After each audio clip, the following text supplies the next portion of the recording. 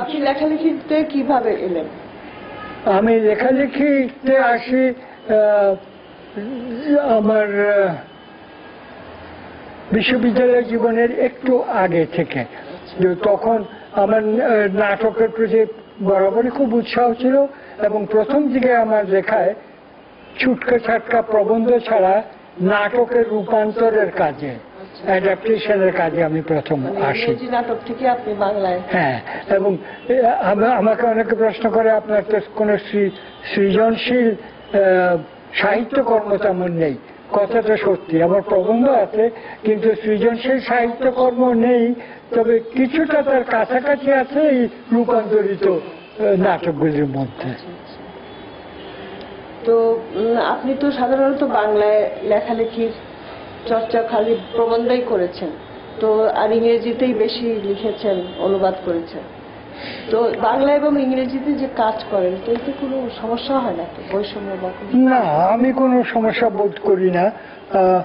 আমি ইংরেজি উপন্যাস ইত্যাদি বাংলায় অনুবাদ করি, বাংলা আমাদের লেখাগুলি ইংরেজিতে করি। শওকত ওসমানের কৃতদাসের হাসি এবং আরো সুলতানের উপরে একটা বই শিল্পী, এসব ইংরেজিতে অনুবাদ করেছি।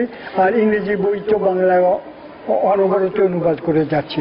আমার খুব বেশি অসুবিধা হয় না এই একটি কারণে, যে অসুবিধা অন্য অনেকে অসুবিধার সম্মুখীন হয়েছেন বলে তারা আমাকে বলেছেন।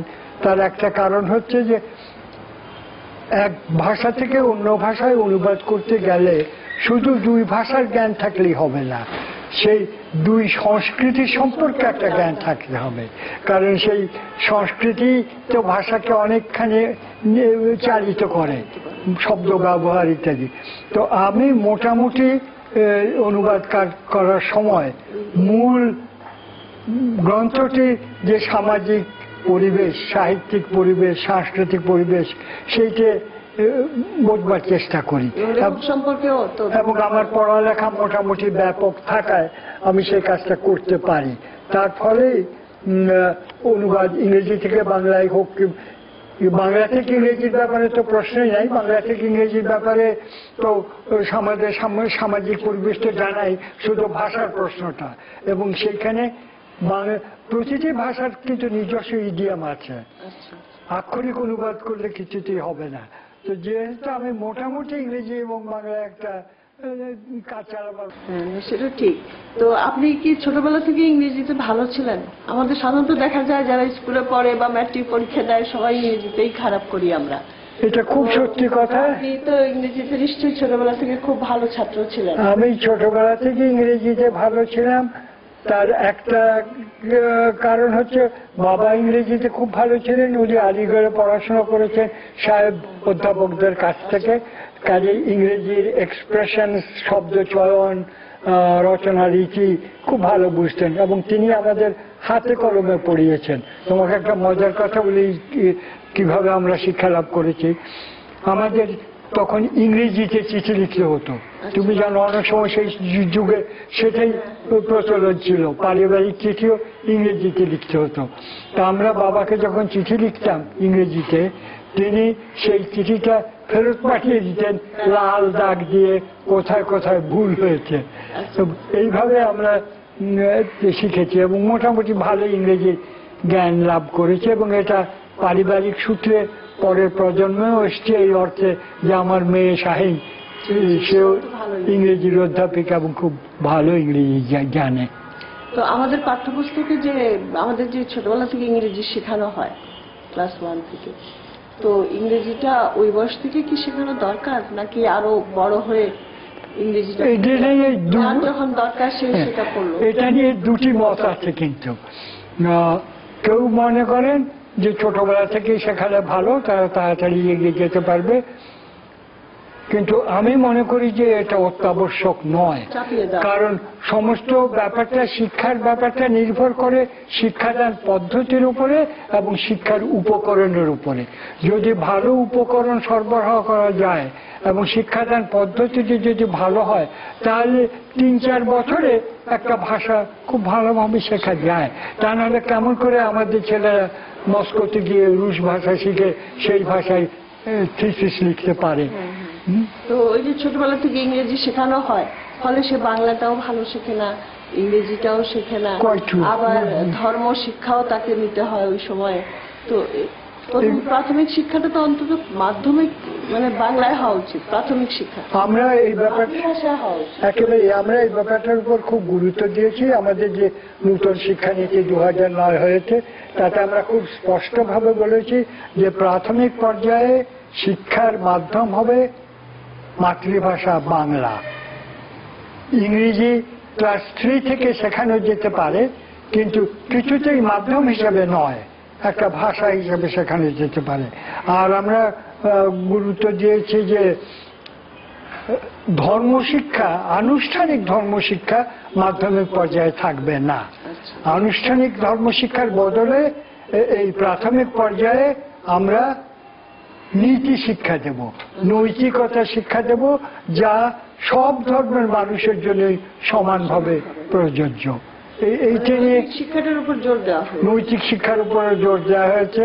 এবং এইটাও আমরা পরামর্শ দিয়েছি যে যখন পাঠ্যপুস্তক ইত্যাদি লেখা হবে এবং ক্লাসরুমে শিক্ষাদান করা হবে, এটা গল্পের ছলে যেন বলা হয়, কাহিনীর মাধ্যমে যেন বলা হয়, এইভাবেই আমরা বলেছি।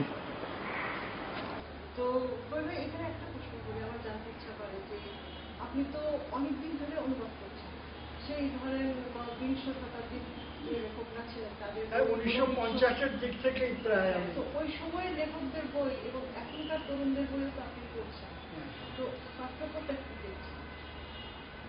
বাংলাদেশের কথা যদি বাংলাদেশের কথা না, আচ্ছা, বিদেশের কথা বলছো।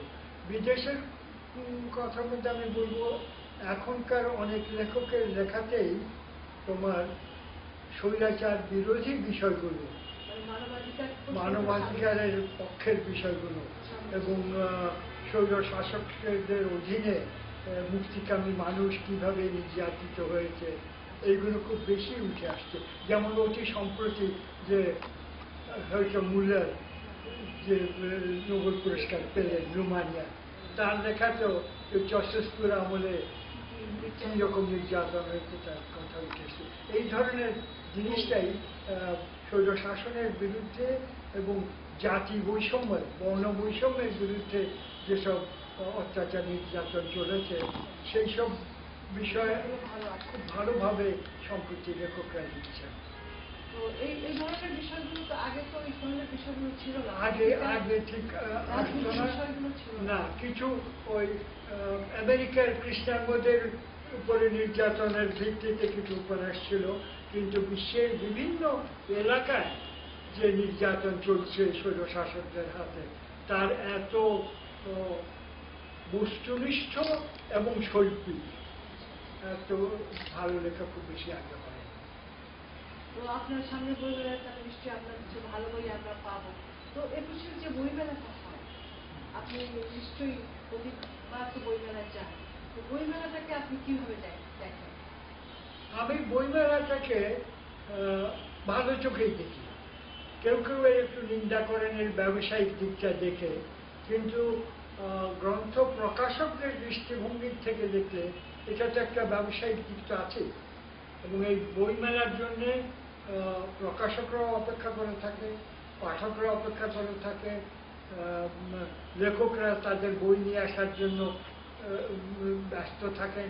সেই দিক থেকে বই মেলাটাকে আমি ভালোই মনে করি। শুধু আমার মনে হয় যেটা করার চেষ্টা হচ্ছে, বইমেলার পরিচালক কর্তৃপক্ষকে দেখতে হবে যে মুক্তিযুদ্ধের চেতনা বিরোধী বা বাঙালি জাতীয়তাবাদের বিরোধী কিংবা ধর্মান্ধতার সপক্ষে বইপত্র যেন কোনো স্থলে না দেখা যায়।